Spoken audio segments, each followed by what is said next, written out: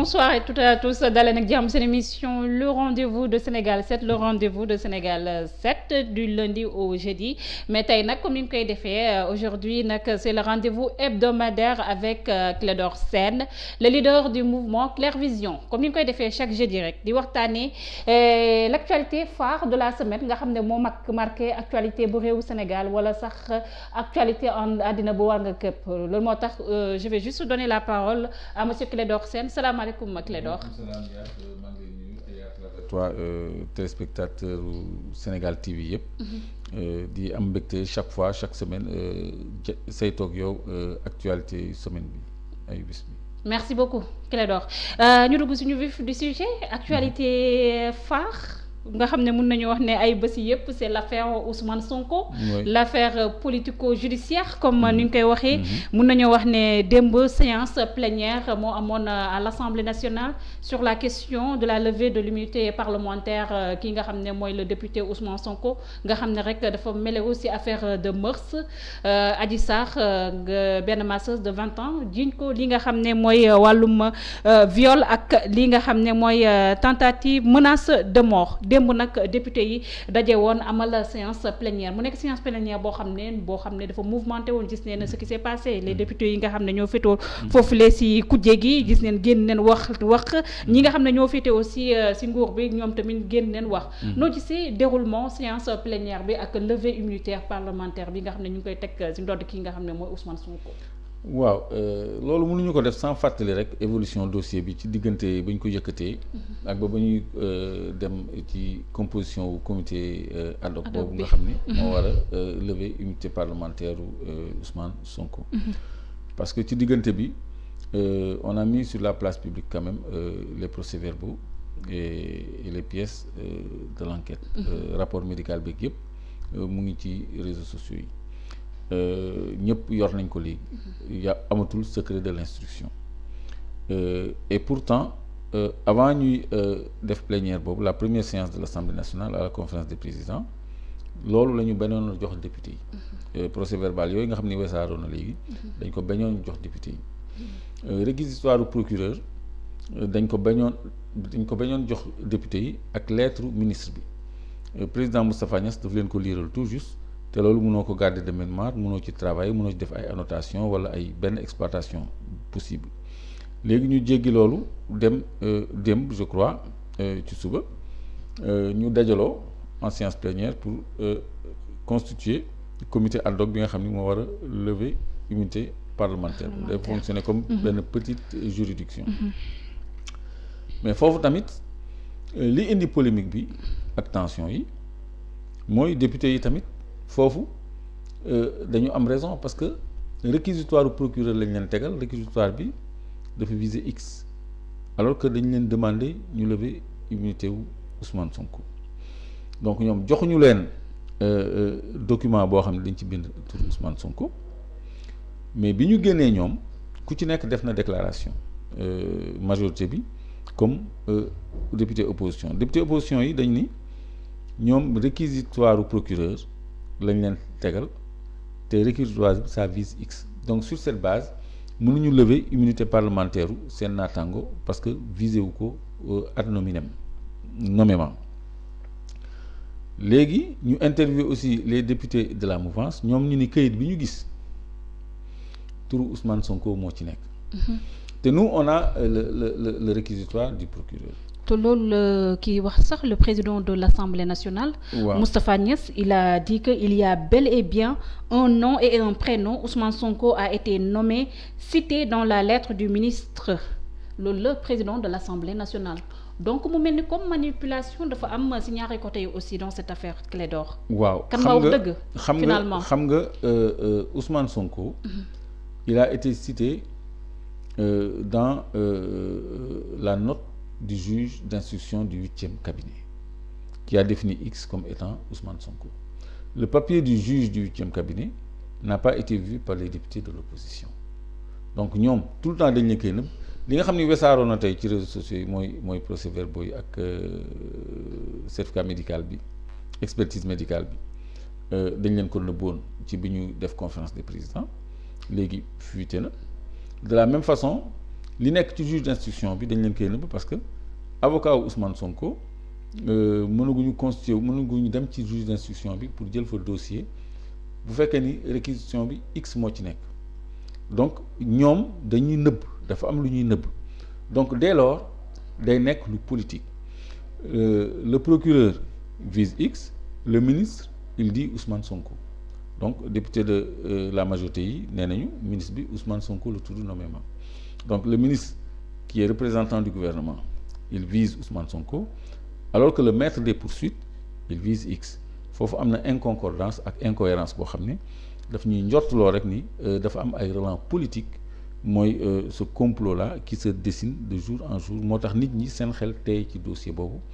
jàppee ko coup de force pour fàggaagal adversaire politique. donc flou boobu da nga jàpp ne ñoom dañ koo def juste. ñoo ko entretenir. pour juste cacher leur objectif pour que in fine à la fin ñu mën a am Ousmane Sonko ci loo xam ne day surprendre ay adversaires am ak ay avocats am nga xam ne du ñu am temps wu dem défendre parce que la stratégie est simple parce que dans le réquisitoire du procureur dañu ne X bu ñëwee nañ ko jàpp nañ ko placer il a requis le mandat de dépôt pour X donc ça veut dire que léegi nee nañu X mooy Ousmane Sonko ça veut dire que bu ñu lever immunité parlementaire am si le juge le convoque dafay wuy ji bu wuy jee ñu placer ko sous mandat de dépôt loolu mooy stratégie bi mais loolu nit xel doon na ko nangu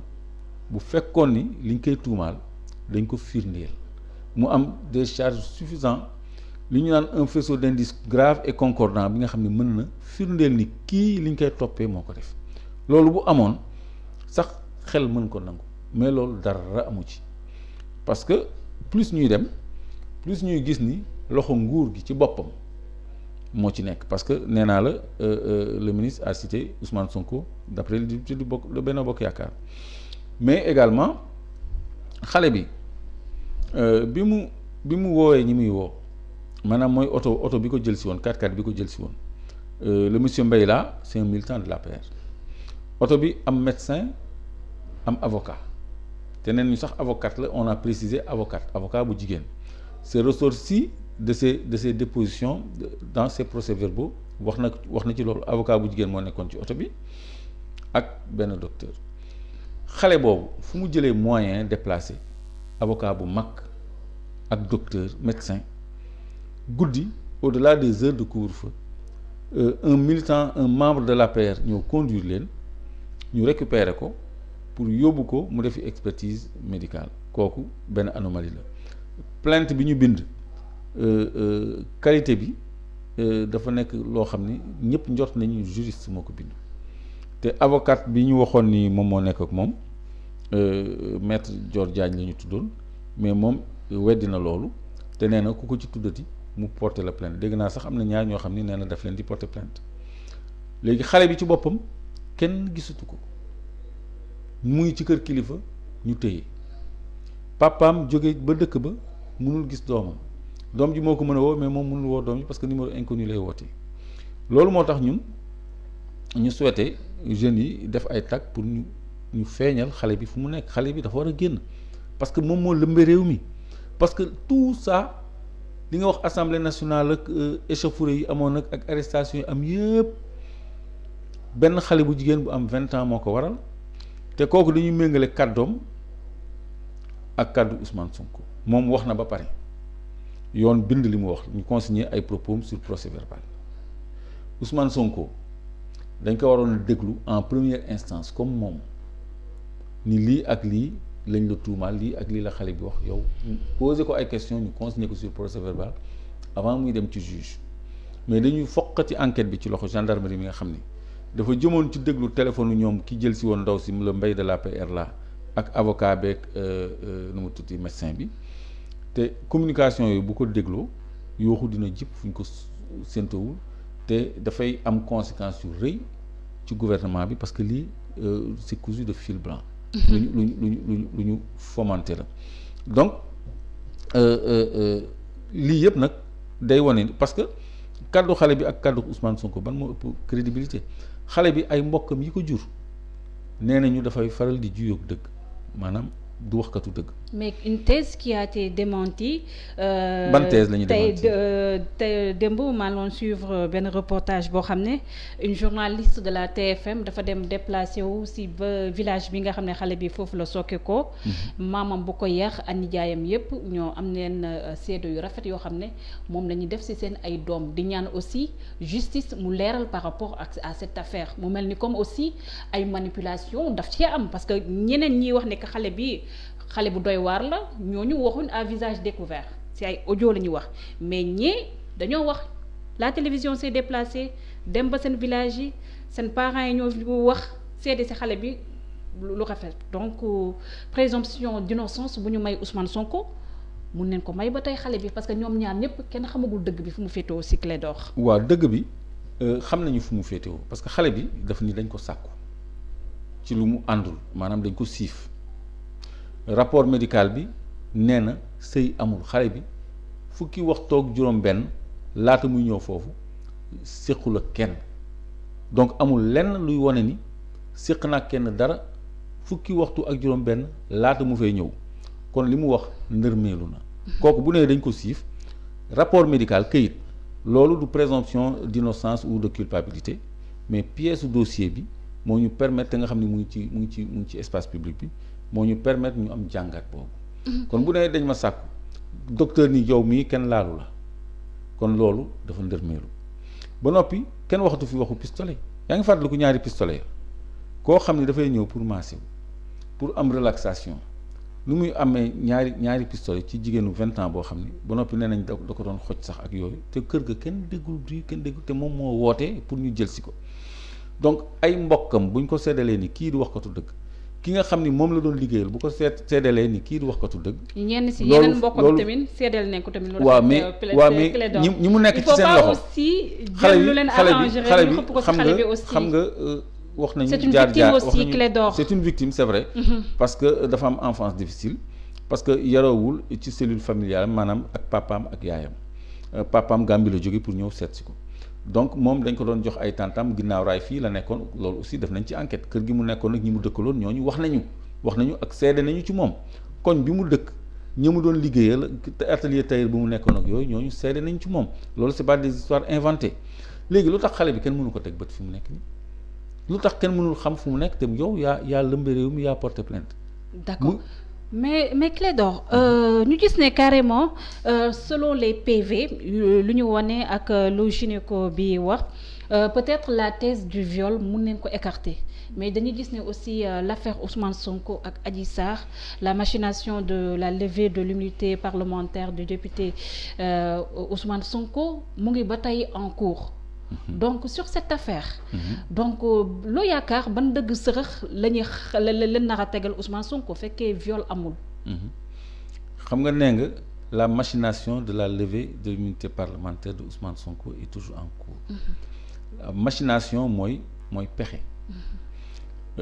pexe bu jubul sax loolu la ñu nekk di lal pour yëkkati immunité parlementaire Ousmane Sonko dañ ko bëgg a tëj. pour gàttal dañ ko bëgg coller motif tëj ko mënuñu def loolu lu dul dindiwuñu mbalaanu kiiraayu député. léegi fekkee te mbalaanu kiiraay boobu. ñoom dañu bëgg def forcing pour yëkkati ko laata loolu convoqué woon nañ ko te bañ koy convoqué xamoon nañ ni député la jéem nañ ko ñëw jël ci këram bañ koy jël ci këram xamoon nañ ni député la kon xam nga loolu yëpp ay jalgati yoon la ñoom lu ñu yàkkamti ci jot ci moom bay jalgati yoon ba mënuñu teey ba lever immunité parlementaire am mais lan moo tax ñu ragal ko woo gendarmerie mu wax xale bi wax gendarmerie bi am dossier bu complet parce que dossier d'enquête de police da ngay déglu plaignant bi déglu accusé bi boole ñaari rapport yi boole ñaari audition yi def sa rapport loogu yónnee juge doo déglu mukk benn partie kese ci enquête on n'écoute jamais une seule partie ba noppi transmettre ko juge loolu moo gën njëkk a irrégulier mu ngi mel ni man tey jii ma ñëw tuumaal la ma dem déposer ñu déglu ma yow kenn entendre la ci li ma wax yow kenn laaju la ndax dëgg la wala du dëgg juge woo la dugal la kaso ba noppi doog a seet ndax man li ma la tuumaal dëgg la wala du dëgg loolu la ñu bëgg a def Ousmane Sonko c'est-à-dire ñu placer ko ci benn dossier boo xam ni dañ ko criminaliser ba noppi juge bi jël temps pour laaj ko ndax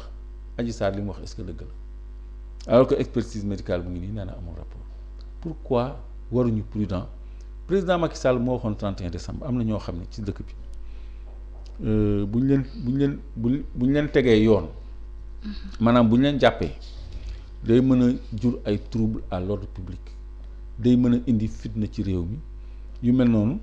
moom da ci teg loxo moom moo ko waxal boppam mais est-ce que loolu waru ko inspirer ci cas bi parce que mu ngi jëm ci loo xam ne bu ci demee jusqu'au bout dina taal réew mi ci loo xam ni jaru ko ñoom jéem nañu mooy la nañu nangu ni mooy la nañu wala ñu topp yoon na mu war a mel parce que presse bi sax ñu ngi bind ni commandant gendarmerie bi nga xam ni moo jiite section de recherche am na nu muy demee jamono yi ñu remplacer ko parce que ñoom kontaanuñu ci nu mu tëddee njaaxaanaay ci liggéeyam ci dossier bi parce que ñoom bu ñu bàyyi woon gendarmerie mu continuer liggéeyam suite bi mooy bu ñu yëkkatee mbalaanu kiiraayu Ousmane Sonko dañuy woo Ousmane Sonko gendarmerie parce que Adji Sarr nee na amul numéro Ousmane Sonko amul message Ousmane Sonko mosu ñu wootante beneen masseuse bi confirmé na loolu ñaari nit yoo xam ne dañu am ay intimité xanaa lu mu dee dinañu am ay échange téléphonique wala ñu am contact téléphonique. mais si PV yi boobu ba tey beneen masseuse bi aussi dafa mel ni aussi ku dugal Ousmane Sonko benn instant. parce que Ousmane Sonko dafa wax ne dafa toog. te la masseuse boobu mu ngi parler dem na sangu ji odo serviette ñëw tëdd. voilà donc mu nekk aussi loo xam ne aussi des faits. waaw léegi loolu assez troublant aussi. mais léegi loolu. mais c'était juste une parenthèse. waaw d'accord aussi cette parenthèse là loolu mooy nécessité. ñu déglu version Ousmane Sonko parce que moom il est accusé nit ki mënoo ko accuser ba pare nga ni ko duñ la entendre duñ la déglu doo déposer gendarmerie tu vas chez le juge et le procureur il a déjà requis le mandat de dépôt. donc pourquoi kon ñuy lever immunité parlementaire. normalement parce que dossier bi. non pourquoi ñu jëlee dossier bi ci gendarmerie alors que enquête bi jeexul loolu mooy problème bi Sénégal nañu xam ni enquête gendarmerie jeexul dañu foqati dossier bi seen loxo pour mu bañ a leer lu tax ñuy lever immunité parlementaire am parce que kan moo ko convoqué woon gendarmerie juge convoqué wu ko woon gendarmerie pour mu mën ko déglu foog ñu lever immunité parlementaire am mais ci diggante bi ñu rocc ci dossier bi xool li ñuy jox député yi ak lu ñu dul jox député yi lu ñuy jox député majorité lu ñu dul jox député opposition manipulation juridique boobu gis nga magistrat yi tamit yenn magistrat yi nangu nguur gi di leen utiliser nii nañu dellu ci téere bi UMS Union des magistrats bindoon di jooy nguur gi dugal bi muy dugal loxoom ci doxalinu justice bi di ko ñaawlu di ko jooytu donc bu fekkee ne dafa am ay magistrats yoo xam ne dañuy defal loolu nguur gi ñoom rendre ñu service Sénégal respecté wuñu seen serment parce que magistrat sacerdoce la maanaam sas bu rëy a rëy la boo xam ne da nga war a am loo wàccool ak yoon ak sa conscience. mais Clédor est-ce que yaakaaroon ne aussi fekkee thèse viol bi rek dañ ko écarté ci l'affaire Ousmane Sonko yaakaaroo kii di Ousmane Sonko bi nga ko rek jugé ci wàllum insurrection parce que ñu bëri aussi ñu ngi lever cette thèse mun nañ ko teg loxo aussi. mais bien sûr parce que chef d'inculpation mën na évoluer. parce que Idrissa Seck bi ñu ko fi accusé ci détournement dem na ba mujj ci atteinte à la sûreté de l'État. te initialement détournement de deniers publics la woon ci affaire fonds politique yi. donc de la même façon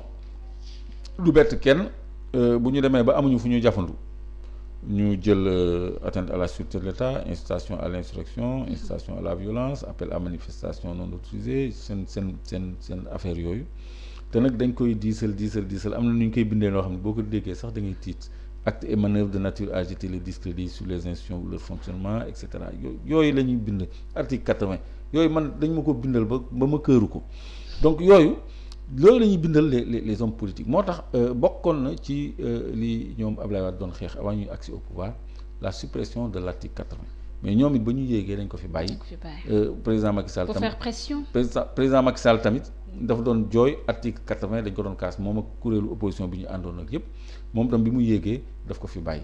donc loolu mooy incohérence yi nga xam ne moom la ñuy diriger di am parfois parce que article yooyu ay article liberticide la yuy xañ nit ñi seen àq ak yelleef ci lu yomb ci nguur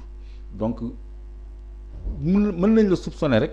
ñëw ni bon bulletin de renseignement njàpp day waaj a taal ay bomb fii day waaj a taal ay léegi par précaution dañ lay jël tëj doog a enquête loolu dañuy attenter à ta liberté léegi bu ñu demee ba ci biir gis ni loolu yëpp du ci dëgg comme bu Imam Ndao nga xam ni 3 ans lañ ko téye injustement présenté ko comme un grand terroriste un leader djihadiste et cetera mujj gi dañ ko acquitté mooy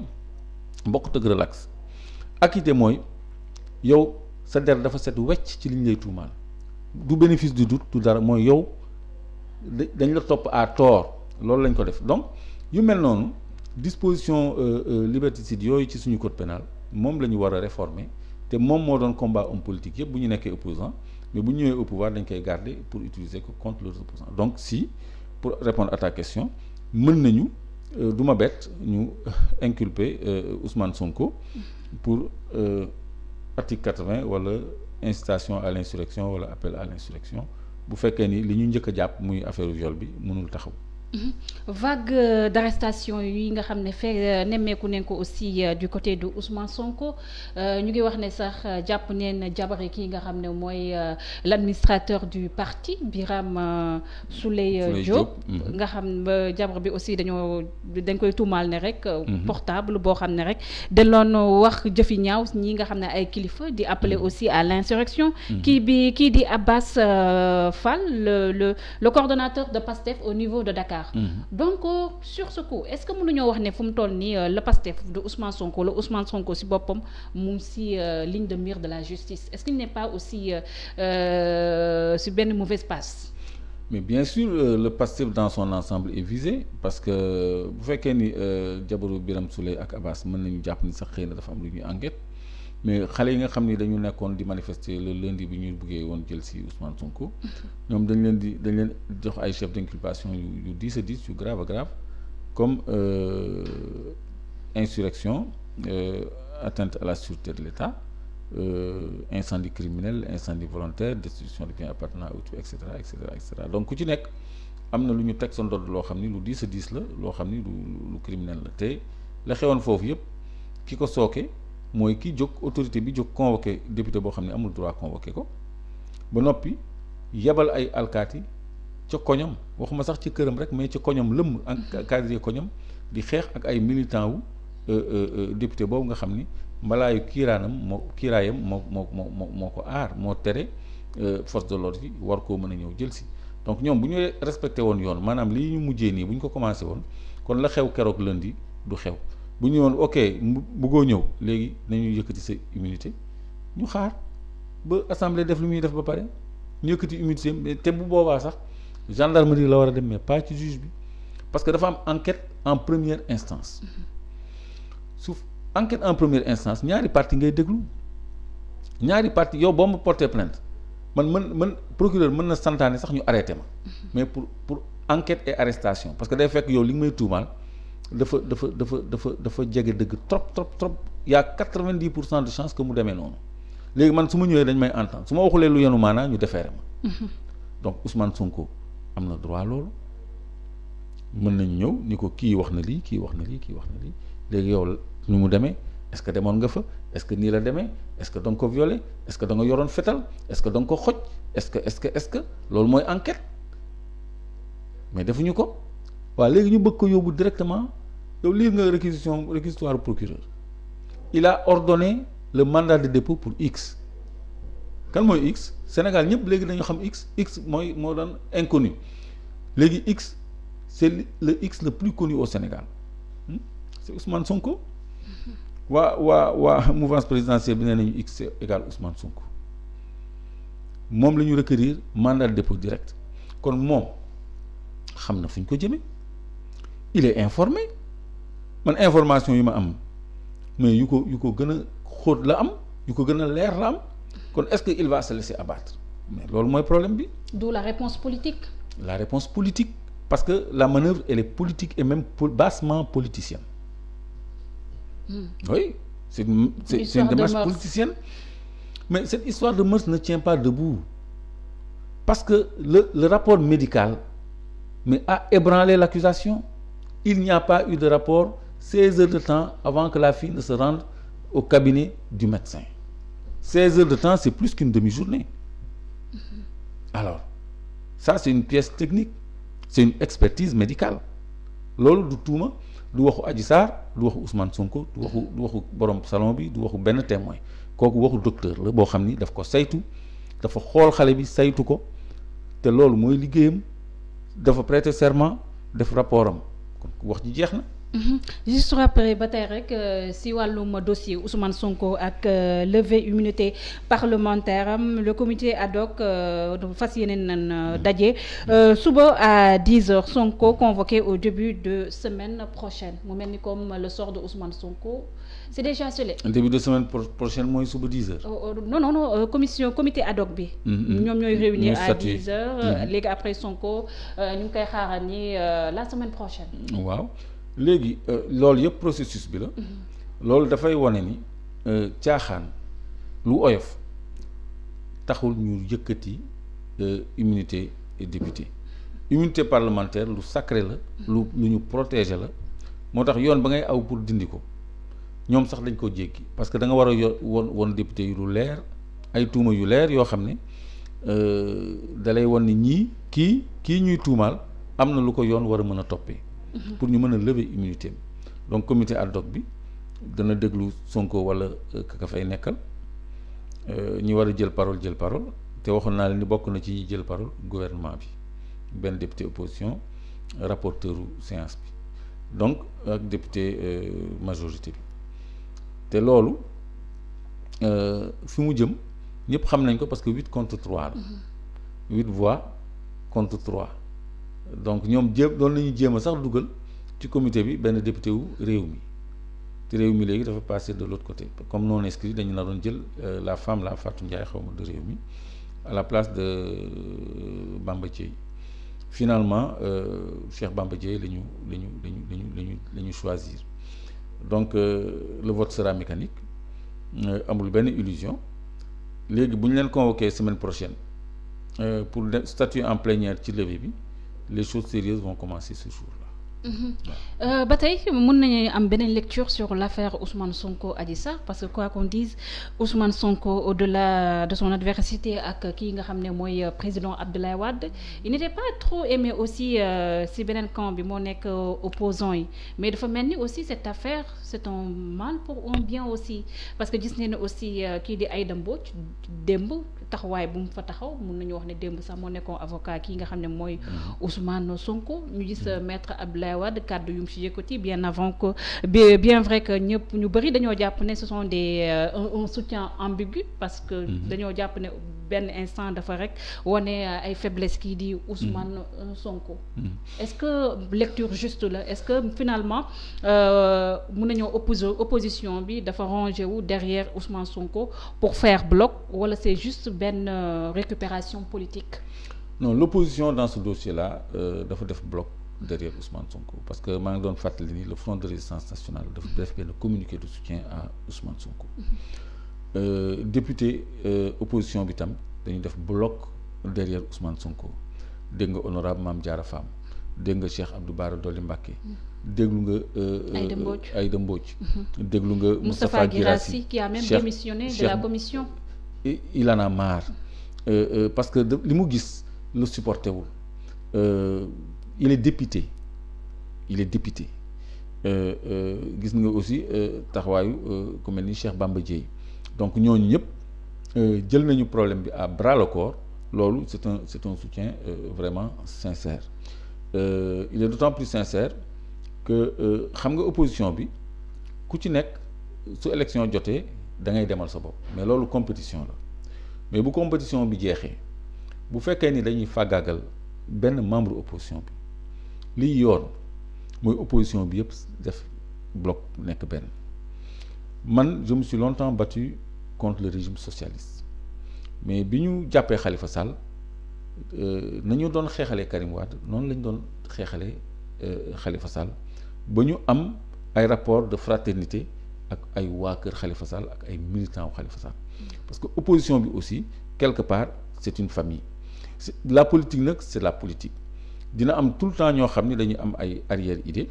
mais man li ma constaté mooy une solidarité parce que fi mu nekk nii xam nga ni Ousmane Sonko bokkul ak gis-gis ay waa PDS bokkul ak gis-gis ak waa kër Khalifa Sall mais xam ngeen ni xaritu Barthélémy Dias la terewul ñu mën a ànd nekk xarit loolu mooy politique. Boubacar Camara boroom xam-xam bu mag la mais jàppale na fi Sonko te gis ngeen lettre bi mu bind au chef de l'État. Et les propos de maître Abdoulaye Wade. Les propos de maître Abdoulaye Wade expérience. xam nga ñaari façon lañ ko mën a interpréter. bu la neexee nga focaliser wu ci Sonko a fait preuve d'une expérience une expérience am. la benn adversaire futé daal di exploité mais boo dëggee ci li mu ni moom du ñu accepter. ñu liquider un adversaire politique comme Ousmane Sonko PDS la waxum moom PDS du accepter loolu xam nga lu muy signifier politiquement mooy bés bu ñu jàppee Ousmane Sonko PDS dina bokk ci xeex bi c'est-à-dire lecture boobu ñu bëri defuñu ko le PDS n'acceptera pas loolu en politique en communiqué politique dafa am sens le PDS n'acceptera pas que ñuy bunu xataal Sonko di ko jaay doole ba noppi mu teg ci ni danañ ko jàppale pour ñu bañ a dafa opposé wu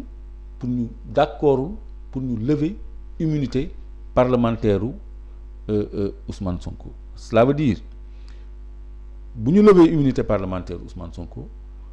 ñoom dañuy jóg parce que d'accorduñ ci bu ñu jaayee Ousmane Sonko doole ñoom dañuy jóg parce que d'accorduñ ci loolu je crois que soutien la mais terewul ni Ablaye Wade pap la ci Sonko wala sax maam parce que quand même Sonko dem na fa mu digal ko recommander ko à la prudence won ko ni yow mën nañ la sax posone sois prudent. Est-ce que prudence boobu noonu Sonko léegi xëy na moom imprudence boobu la gis ni Sonko moom la def ba muy dem ci salon ba di maase wu moo tax mu dugal ko ci communication moom dafa am benn côté paternaliste moom maam la sax quoi moom day jàppee ñëpp comme doom parce que toll na foo xam ne mën na conseiller ku nekk Sénégal kon loolu war nañ ko mën a comprendre nangul ko. d'accord. Opposition bi def na bloc waaye dafa mel ni yéen ñi aussi amal ngeen benn collectif bu juddu ngeen tuddee ko collectif citoyen pour le peuple. Collectif citoyen le peuple. lan moo ko tax a jóg c'est pour le cas Ousmane Sonko ou bien. voilà confusion boobu la ñëpp def c'est plus large. L'occasion et le prétexte c'est le cas Ousmane Sonko.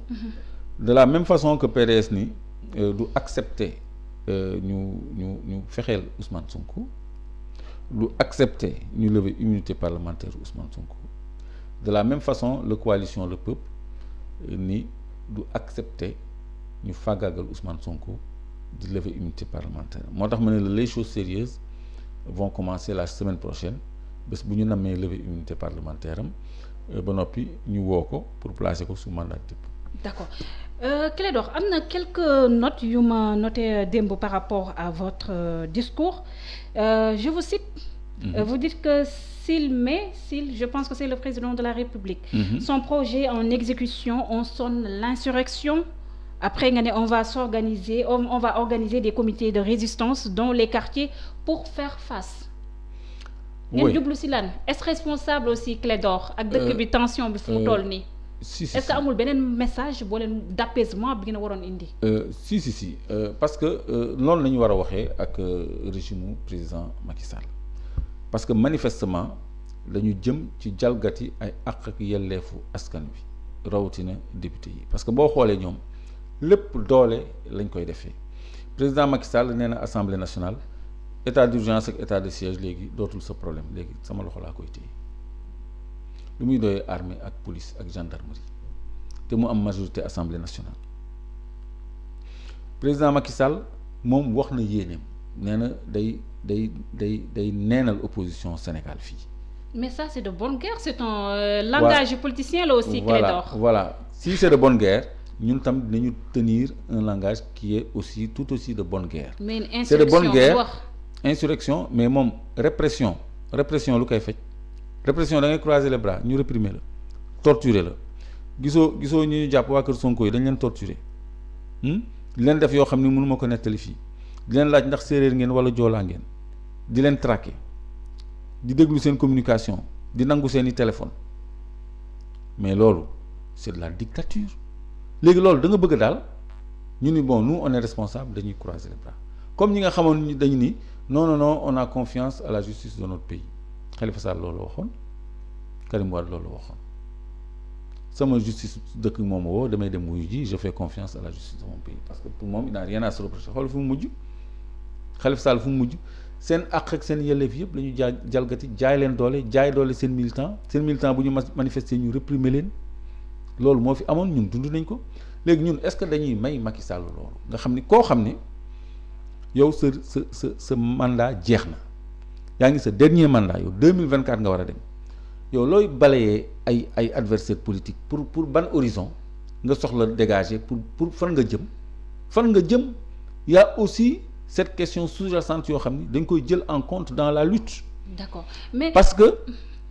que président Macky Sall ñun fi mu jëm xam nañ ko mais moom waxu ko moom jël na doole ji téye ñépp ñi nga xam ne mën nañ ko teree nelaw wala mën nañ ko teree àgg fu mu jëm daf leen di bëgg a effacer comme na mu defoon ci élection bi soppi code électoral téye carte d'identité ndaw yi dugal ay L31 L57 ba noppi dugal parrainage bi ñu dëgmal élection yi avant loolu faagaagal na Karim Wade faagaagal na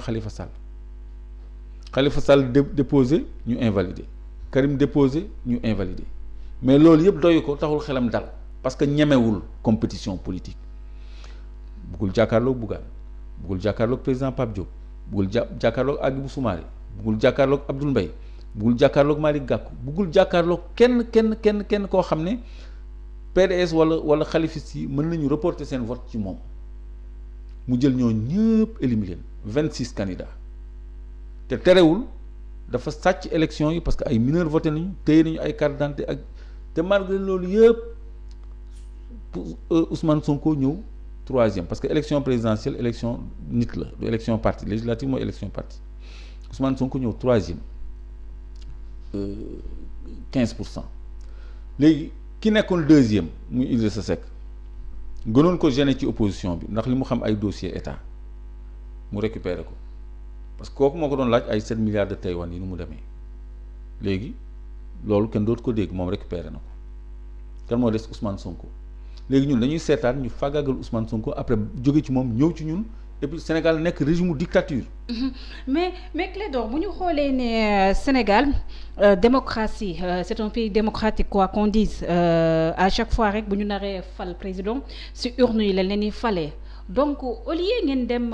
sens est-ce que waxutoon seen communication bi waroon leen ko doon accès si ndaw yi surtout ndaw yi nga xam ne fu mu toll nii mun nañoo wax ne ñoo leen ñu gën a suivre wala sax ñooy topp kii nga xam ne mooy président Ousmane Sonko pour sensibiliser leen pour ñu am culture de vote wala sax dem jëli seen ay carte d'électeur moo gën nga ni def appel à l'insurrection aussi Clédor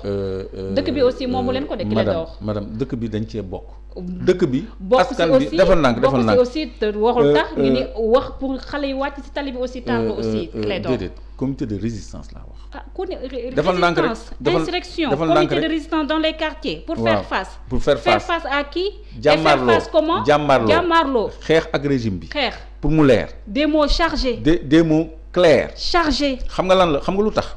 xam nga lan moo ñu may ñu waxee noonu parce que Aliou Dembourou Sow fii la ñu menacé toujours je le dis ni pël yi nañu jël seen jaas yi jàmbaarloog ñëpp ñi nga xam ne dañu contre 3e mandat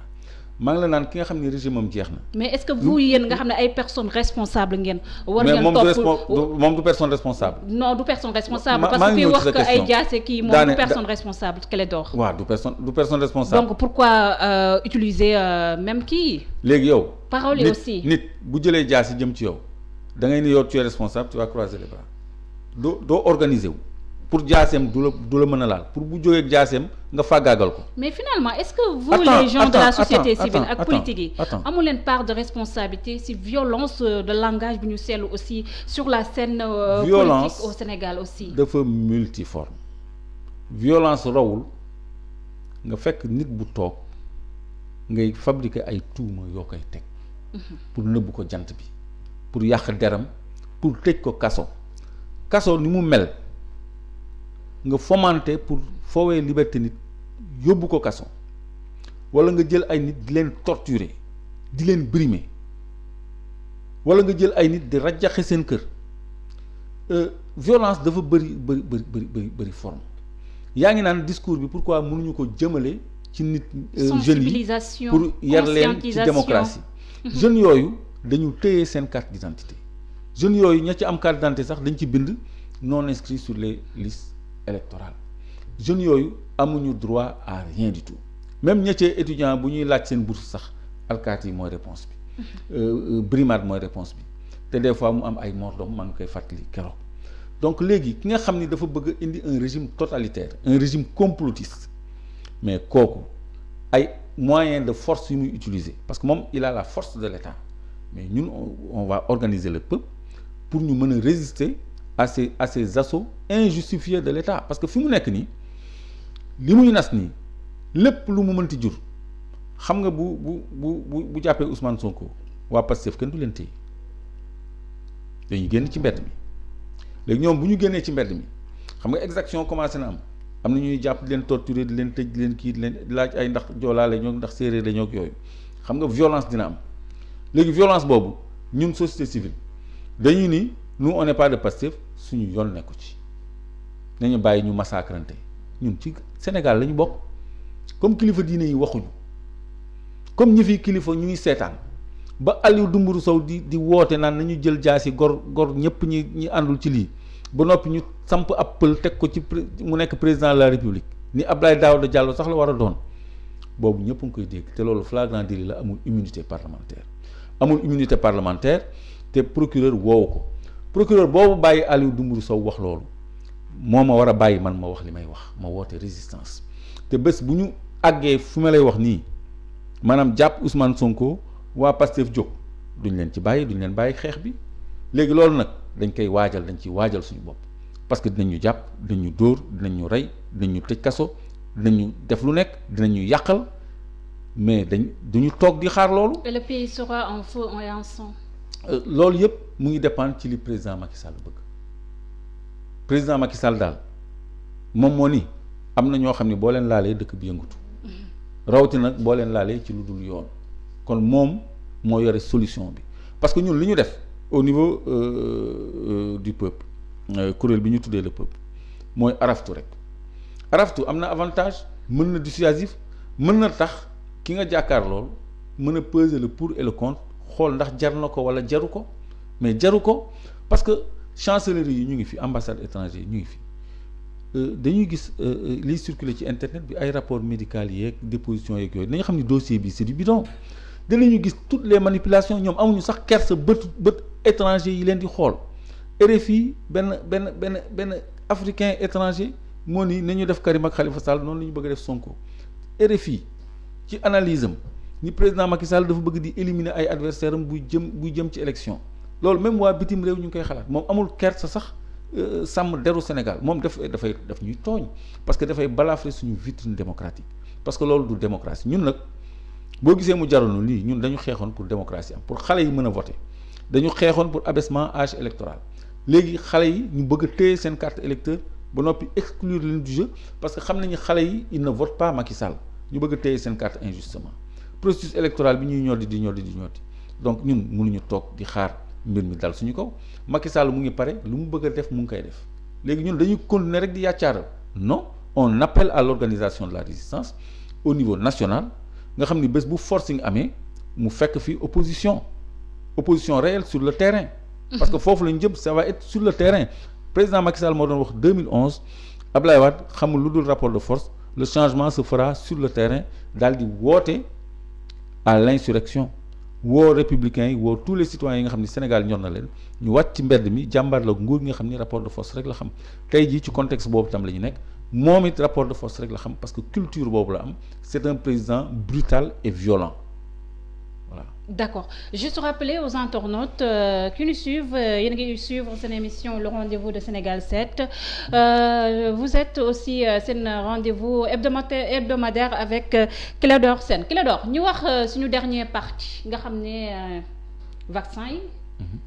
yi yow nga bokk ñu ci yëngatu bu baax di ci gëstu di ci alerter aussi la population sénégalaise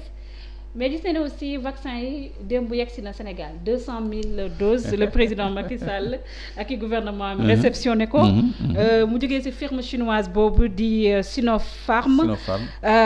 tamit muy xamle ne lépp rek lu ñu jot ci vaccin yi Sénégal du don. c'est sous fonds propres mu nekk mbir boo xam ne aussi bu ñu gisee fu mu toll nii feebar bi nu muy gagné di daw ci vitesse nit yi di ñàkk seen bakkan cas grave yi les hôpitaux sont bondés comme mun nañoo wax ne vaccin yi c'est un ouf de soulagement ki la dox. bon pour ceux qui y croient mais déglu woon nga liiroon nga tweetu ministre de la santé bi mu naan bi mu wax ci 200 000 vaccins yi. waaw. dafa ni 200 000 vaccins yi ci daf leen di may 200 000 vaccins. donc waaw donc. waaye président nee na lii du doom. waaw léegi kan moo ci wax dëgg. ah président moo wax dëgg. président nee na du lii du doom. waaw léegi man loolu laa ci xam répondre sama question. voilà c'est-à-dire xam nga mayoon nañu fii benn arène Pikine. gouvernement bi def ni woon def na ci 32 milliards bu jour bi ñu ko doon inauguré. chinois yi ni stade bi c'est un don de la République populaire de Chine. ñëpp dar seen gémmiñ. gouvernement bi def communication ni waaw mais ñoom contribuer nañ ci quand même pour 8 milliards xam nga 8 milliards ak 32 milliards sore na de donc loolu ñàkk wax sa askan dëgg la donc ministre bi nee na dinañu may 200 000 vaccins te loolu souveraineté lañ ci jublu maanaam moom suñu bopp ci ëllëg sa mu effacé ko léegi nag 200 000 vaccins yooyu dañu koy jaay 2 milliards et quelques. donc loolu ci benn nguur cacophonie boobu loolu lu doy waar la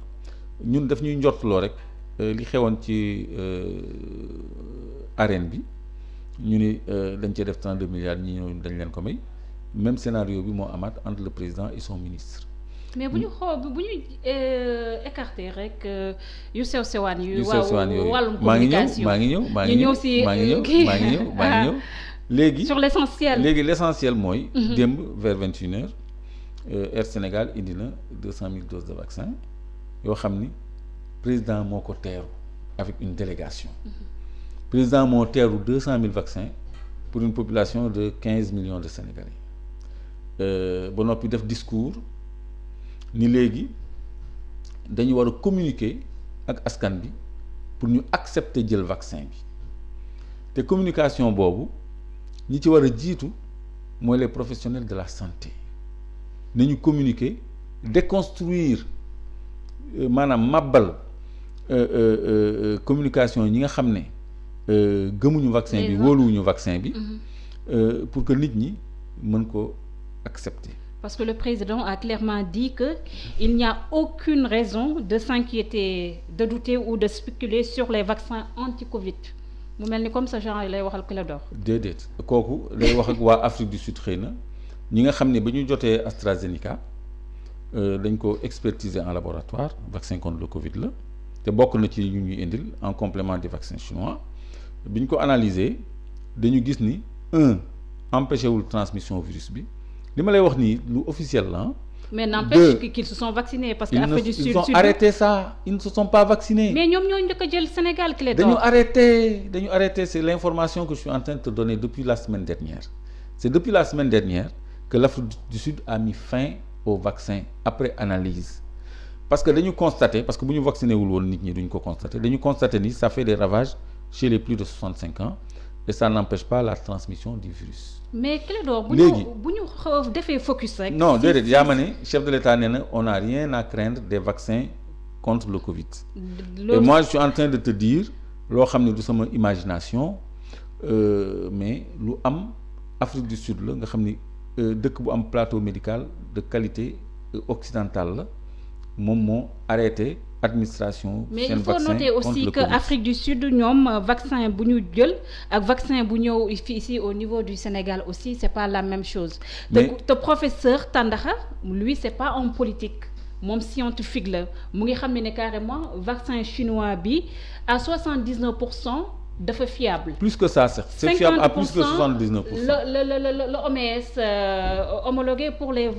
un vaccin. Donc mun nañ si am aussi xel bu rafet. aussi mais Clédor bul yem ci vaccin chinois bi rek dañuy indil tamit AstraZeneca bi may wax loolu moo tax ma ciy wax su fekkoon ni yoonu Sénégal nekkul ci AstraZeneca man dama koy bàyyi waa Afrique du Sud mais nee nañu dañu newoon sax c'est AstraZeneca ou rien du tout man foogoon naan sax vaccin chinois yi dootu ñëwati de mais il y a beaucoup d'incohérence dañu ni officiellement dañu ni c'est AstraZeneca ou rien du tout loolu la ñu publier ou rien du tout mais AstraZeneca ñëwagul sax Sinopharm moo ñëw mais AstraZeneca dina ñëw tamit te AstraZeneca boobu di ñëw waa Afrique du Sud nee nañu baaxul parce que variante anglaise bi moo ko tax a jóg te ñun amuñu variante anglaise bi benn cas lañ fi amoon bu indien indi ñu faj ko mu wér Afrique du Sud amuñu variante anglaise bi jigu leen ñu arrêté ko loolu la ñuy indil j'espère que suñu scientifique yi ak suñu professionnel de la santé yi dinañu am attitude bu Kenya ak Afrique du Sud di am nga xam ne boo leen indilee dara muy garab muy vaccin dinañ ko càmbar en laboratoire def ci ay tests essais cliniques ba xam ndax lii buñ ko joxee seen askan du am lor ou pas. déjà ñu ngi xaar 6 798 000 doses bu ñu sukkandikoo ba tey ci président de la République Macky Sall. De quel vaccin? Il n'a pas précisé Clédor. Voilà AstraZeneca da ciy bokk AstraZeneca mooy suñu vaccin loolu dañu ni c'est AstraZeneca ou rien alors que avant dañu ni woon c'est le Moderna et avant le Moderna on a attendu le vaccin de l'Institut Pasteur démissionné. mais Clédor bu ñu xoolee aussi Covid bi de 19 virus bi nu muy muté woo nga xam ne fu mu toll nii mun nañoo sonal na askan bi bu baax wala sax faagaagal na économie pays yi gën a am doole. est-ce que mun nañoo am rek benn qualité suñu scientifique yi wóolu vaccin yi nga xam ne mu ñuy proposer déjà des pays comme la France ñoom dañoo réticentoon trop par rapport à ces vaccins bien vrai que am nañu féetoo foofu lee di bañ a vacciné wu mais mun nañu wax ne fu mu toll nii ñoom ci wàllum vaccination yi ñu ngi ciy dem bu baax aussi est-ce que vaccin yi waratu nekk la solution à cette Covid aussi Clédor. xam nga Covid bi Europe ak États-Unis la def les plus grands ravages. mais ñun suñu dëkk yi fu mu toll nii bu ñu xoolee suñu population yi lu muy def ni lan la Clédor. da nga ma poser question léegi est-ce que ñun suñu plateaux médicaux yi ak suñu niveau personnel de santé yi ndax may na ñu càmbar li ñuy indil je dis que ñun war nañu def au moins comme le Kenya bu ñu bàyyi sax fële Afrique du Sud parce que Kenya bi ñu leen indilee le vaccin contre le cancer du col de l'utérus dañ ko dugal laboratoire càmbar ko xam ne lii day wàññi jur lii day indi ay feebar lii baaxul dafa am ay éléments ay composants yoo xam ne day indi lor ci système doomu aadama. mais il faut noter aussi ci zone UEMOA bi Sénégal moo gën a nekk pays bu gën a faagaalgalu ci wàllum xeex Covid bi war a rawati sax nit yi nga xam ne dañ fiy ñàkk seen bakkan. xam nga affaire statistique la rek parce que statistiques yi. mais les faits sont là nit yi ñu ngi dee à chaque fois Clédor. mais nit ñi dañu mës di dee tout le temps. mais lan moo leen taux de mortalité élément d'appréciation démographique la de tout temps ni ñu la jàngalee taux de natalité loolu la ñuy jàngalee taux de mortalité loolu àddina ñoo ànd. certes mais bu ñu xoolee ne feebar bi di Covid-19 dafa am benn particularité par rapport aux autres maladies parce que comme ni nga koy waxee à chaque fois yow dañ lay dégg à chaque fois ngay wax par rapport ak misère bi nga xam ne moo nekk au niveau du Sénégal. mais feebar bi dafa ñëw tamit gën koo accentuer. donc est-ce que mënuñoo xool aussi caractère économique bi nga xam ne Covid-19 bi mu ngi koy def aussi. ci bonne question parce que caractère économique bi bu ñu koy examiner. dañ koy examiner à la lumière des mesures yi nga xam ne moom la ñu jël pour lutter contre le Covid. ban mesure la ñu jël tënk nit ñi tere leen liggéey ñiy liggéey guddi seen liggéey gàllankoor loolu day impacter économie bi dem ak dikk bi gàllankoor loolu day impacter négativement économie bi ci. jamono joo xam ne dañu ni woon il faut pas qu'on laisse la vie de notre économie au virus léegi ñu bëgg indi ay couvre-feu 1 mois renouvelable lu amul fenn donc loolu effectivement day yokk ndóol ci dëkk parce que day wàññi li nit ñi doon am lu ak néew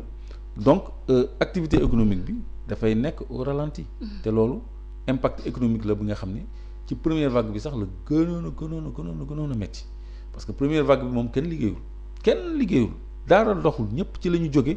sonn ba tey moo tax bañ ca jógee ci la booy doon dem di xaru dem ci géej gi te bu dul woon sedd bi tendance bi du arrêté parce que sedd bi ñoom du ñu mën a dem. d'où l'urgence de prendre ces vaccins Clédor kon yow su ma la déggee yow doo vacciné wu Clédor. man du ma vacciné wu parce que damay xaar ba am lu ma leer ni vaccin bi te vaccin bi sax man xam naa lu ko tax a jóg parce que man convaincre ma